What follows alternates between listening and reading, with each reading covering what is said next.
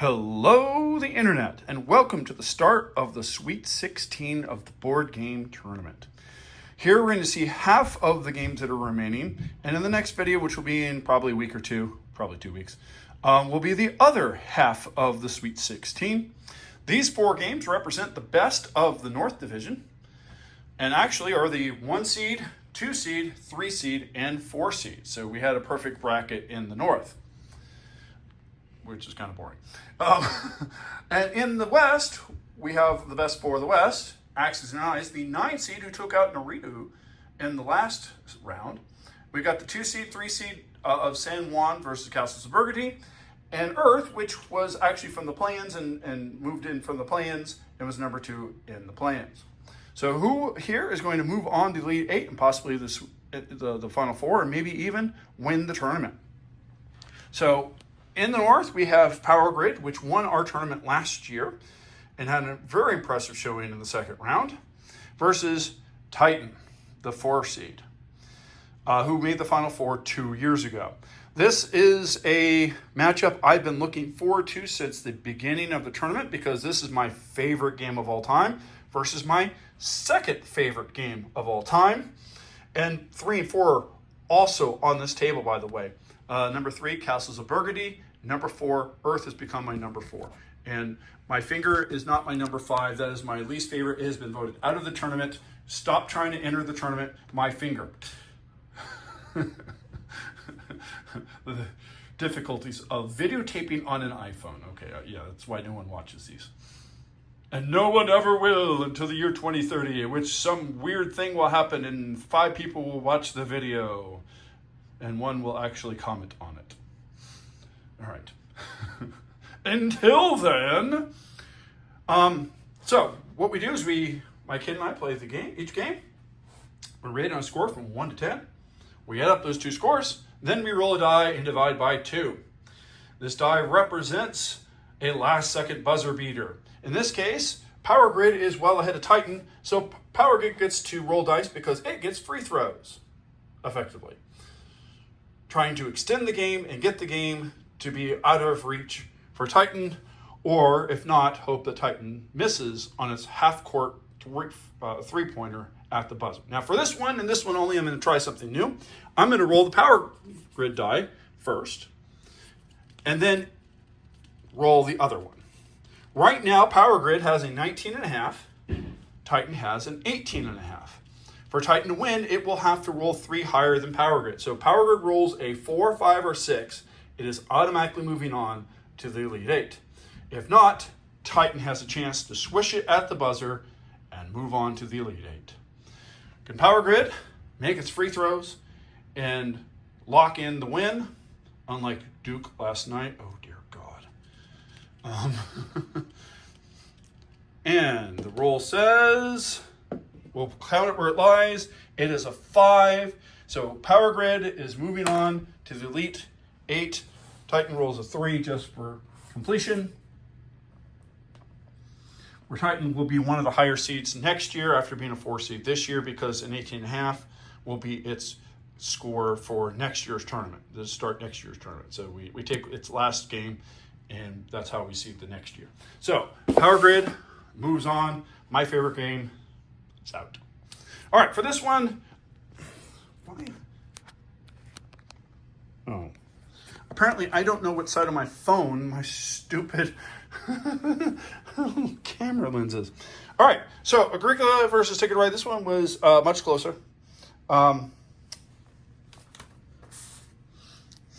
Ticket to Ride India has been knocked out in the Sweet 16, or got knocked out in the Sweet 16 last year.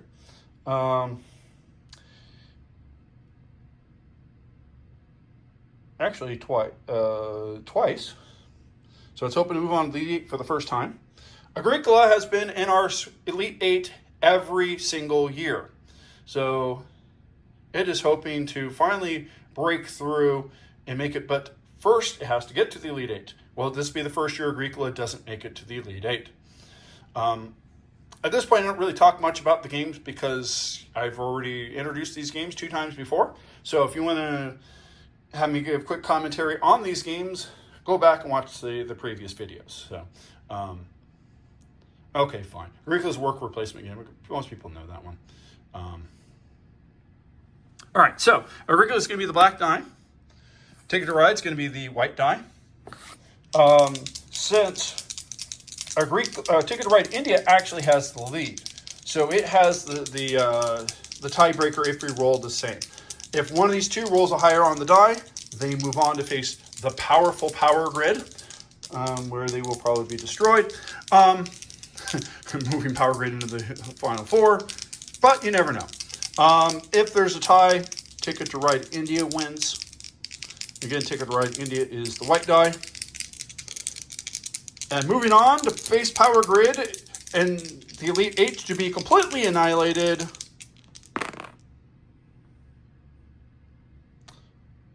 That is a 1. So Ticket to Ride moves on. Agricola, for the first time, does not make the Elite Eight. Out after the Sweet 16. Better luck next year. And Agricola actually scored lower this time. I don't know why. We've played it 10 times now total. So maybe the repetition decreased it for my kid. My kid rated it down a little bit more than normal. Maybe because we played 2 games in each day, and that was the second game. Fatigue set in. For whatever reason, we only got a 17.5. Normally it's an 18.5. So that means Agricola is actually going to be a pretty low seed next year, like a 5 seed. So it's going to drop quite a bit. But Ticket to Ride India makes its first Elite 8 showing, where it will face off against. I have Ticket to Ride Europe underneath it because I play that because it's Ticket to Ride India is technically an expansion. So there's our matchup for the Elite 8. If Power Grid wins it, we'll have another Power Grid. It'll be Power Grid's second return to the Final Four, and our first time that we had this a team return to the Final Four more than once. We have not had that because this is our only third year. And the first Final Four and the second Final Four were completely different. And Ticket to Ride's trying to get to the Final Four for the first time. All right, moving on to the West Division.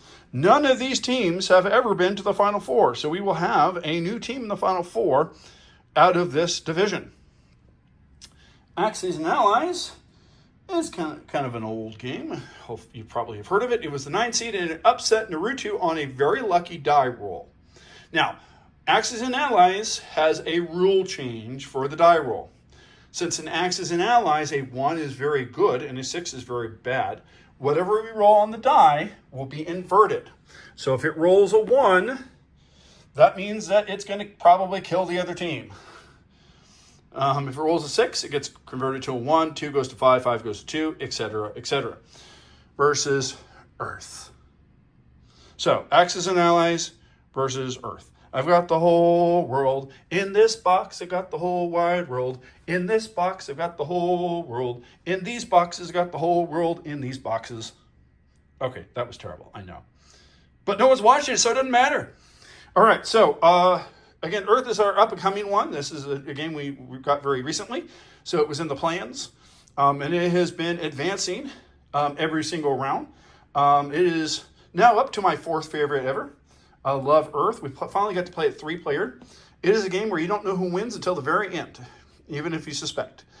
Because then my little one was like, I did his score first, and then I'm like, oh no, how close to his score am I going to be?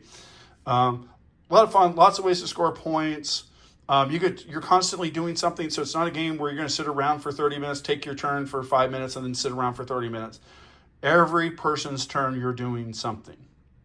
In fact, the way the game's set up, based on your strategy, you can actually have a better turn on someone else's turn than they have. Because they're supposed to get an advantage on their turn for whatever they pick. But you may have cards, because all your cards you play, and there could be like 10 of them, that have it will do something on a certain color, and you may have really good things to have on those colors. And it makes the game very, very interesting. And there's also 4 objectives to try to get. I was the only one who got the objectives, and that's how I won, was with those 60 points from the objectives that nobody else got any points for, and that was the margin of victory. So it's a very interesting game. Lots of moving parts. It's very fun. very replayable. Hopefully it'll be in my collection for a very long time. Axe and Eyes, this is the reprint, but I still have the original version that I've had since the 90s. Love this game. I like the reprint better. Although we won the game in one round. My little one and I played against my older boy, and we played, so you only had to take out 2 key cities, and we were playing the Axes, and yeah, we stomped. The scores were Axes and Allies 18. Earth. If there's anyone watching this in the year 2030, I apologize to those who are OCD. You're going to hate me for this. 19.01. My kid was having a little bit of fun with the ratings. He gave it a 9.01. Could I give it a 9.99? I mean, even 19, I could have. But somehow you would know, and that would just make things worse, not better. So it's a 19.01, which doesn't really matter. 19 or 19.01 won't matter, because if these two have a tie, if we're to tie it, like if this rolled a 2 and that rolled a 4 and then you tie it at 20, then this would get the tiebreaker because it had the highest score before the die roll. All right, so and I'm saying what this is after the adjustment. All right, so in order for Axes and Allies to win, it's going to have to roll 3 higher than Earth. So we're going to do the same thing for Earth we did for Power Grid. I'm going to roll Earth first. This represents the free throws. So Axes and Allies has fouled Earth. It gets 2 free throws. How many points will it score on those 2 free throws? If it rolls a 4 or higher, Earth automatically wins and moves on to the Elite 8. If not, Axes and Allies has a chance to swish it from half court. A 4. So Earth will move on to the next round. Axes and Allies only rolled a 2 anyways. So I'll still roll the die roll just because I can. All right, so Earth moves on.